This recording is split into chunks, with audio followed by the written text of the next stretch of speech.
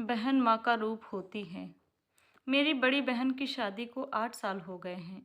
मैं कभी उसके घर नहीं गया क्योंकि मेरी उससे निपटती ही नहीं थी। कभी कभी मम्मी पापा जाते हैं त्योहार पर। मेरी बीवी एक दिन मुझसे कहने लगी, आपकी बहन जब भी आती है उसके बच्चे घर का हाल बिगाड़ कर रख देते हैं। खर्च डबल हो जाता है। और तुम्हारी माँ सबसे छिपाकर घरेलू सामान, चावल की बोरी, तेल ये सब देती हैं। अपनी माँ को बोलूँ, ये हमारा घर है, कोई धर्मशाला नहीं। मुझे बहुत गुस्सा आया। मैं मुश्किल से खर्च पूरा कर रहा हूँ और माँ सब कुछ बहन को दे देती हैं। बहन एक दिन घर आई हुई थी। उसके बेटे बहुत शरारत कर रहे थे और सामान तोड़ रहे थे।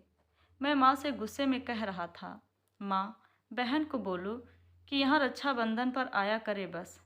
और ये जो आप सामान भर भर कर देती हो, ये बंद करो, नहीं तो अच्छा नहीं होगा। माँ चुप रही, लेकिन बहन ने मेरी सारी बातें सुन ली थी। बहन कुछ न बोली। थोड़ी देर बाद अपने बच्चों को तैयार किया और कहने लगी, भाई, मुझे बस स्टॉप तक छोड़ आओ।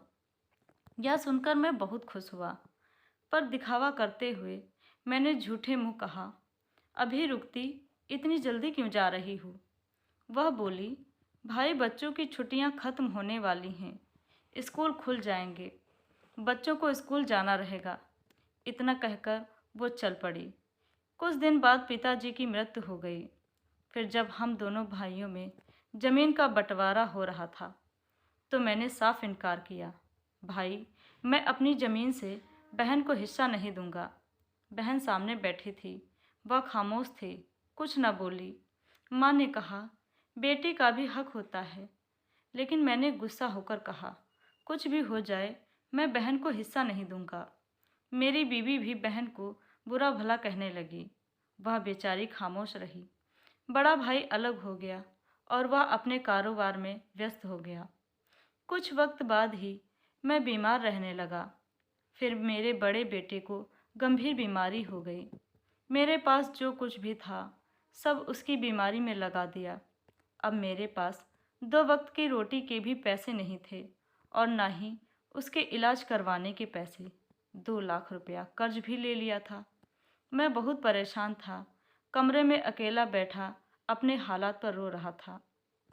उस वक्त बड़ी बहन घर आ गई। मैंने गुस्से से बोला, फिर आ गई ये मनहूस। मैंने बीवी को कहा, कुछ तैयार करो बहन के लिए। तभी मेरी बहन मेरे पास आ गई और बोली, कोई ज़रूरत नहीं कुछ भी पकाने की। बहन बोली, भाई परेशान हो? बहन ने मेरे सर पर हाथ फेरा। बड़ी बहन हूँ तेरी, मेरी गोद में खेला है तू। अब देखो, मुझसे भी बड़े लगते हो। फिर बहन मेरे करीब आई, अपने पर्स से सोने का हार निकालकर मेरे हाथ में रखा और आहिस्ता से बोली, पागल, तू ऐसे ही परेशान होता है? ये हार बेचकर अपना खर्चा कर, बेटे का इलाज करवा। शक्ल तो देख जरा, क्या हालत बना रखी है तूने। जाओ पहले अपना हुलिया बदलो। मैं खामोश था, बहन की तरफ देखे जा रहा था।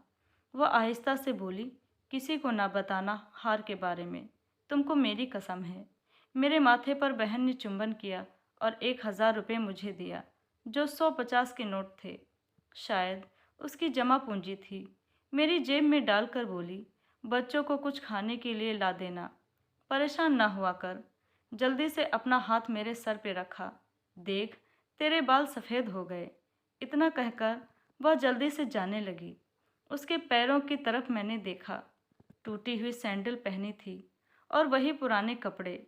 ये सब देख मेरे आंसू ना रुक सके और वे बूंद बूंद करके मेरे तन को भिगोते रहे। हम भाई कितने मतलबी होते हैं, बहनों को पल भर में बेगाना कर देते हैं और बहनें भाइयों का जरा सा दुख बर्दाश्त नहीं कर सकती। वह हाथ में हार पकड़े जोर जोर से रो रहा था। वो बहनें अपने घर में जाने कितने दुख सह रही होती हैं। कुछ लम्हा बहनों के पास बैठकर हाल पूछ लिया करें।